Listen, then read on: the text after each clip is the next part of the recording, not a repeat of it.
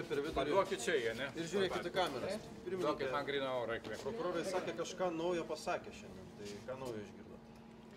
Noriu pasakyti, kad kai ką išgirdom naujo, bet negaliu pasakyti, kad kažko labai naujo išgirdom, negu žinojom iki šiol. Kokios tos išvados?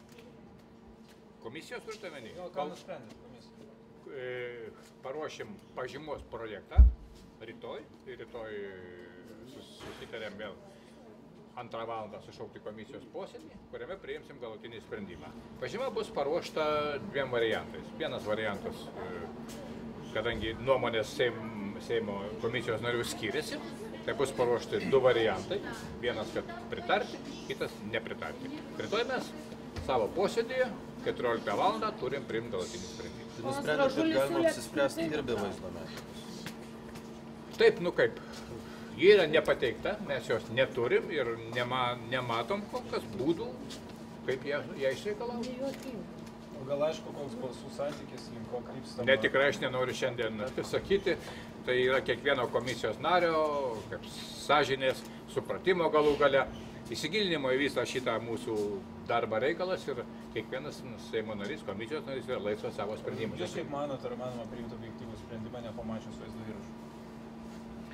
Šiandien ir vyko ta diskusija dėl pačio objektyvumo. Dalis Seimo narių, didžioji dalis Seimo komisijos narių susipažino su tą medžiagą. Vieni išreiškė nuomonę, kad tai galima susidaryti pilną vaizdą.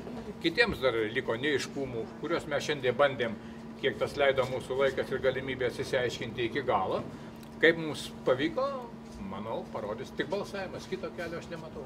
Gražulis siūlė nutraukti veiklą komisijos apskritai, ar jis buvo svarstomas? Komisija negali tokio pati savavališkai nutraukti savo veiklą. Mes turim tikrai mūsų Seimo nutarimo mes esame pareigoti šitą darbą atlikti ir pateikti vienokią arba kitokią rezoliuciją. Mes turim jį padaryti, o pasileisti mes tikrai neturim jokio teisinio pagrindo. Bet visi pareigūnai yra prispaudžiami duoti parodymus. Gal mes poną Gėlę paklausom, poną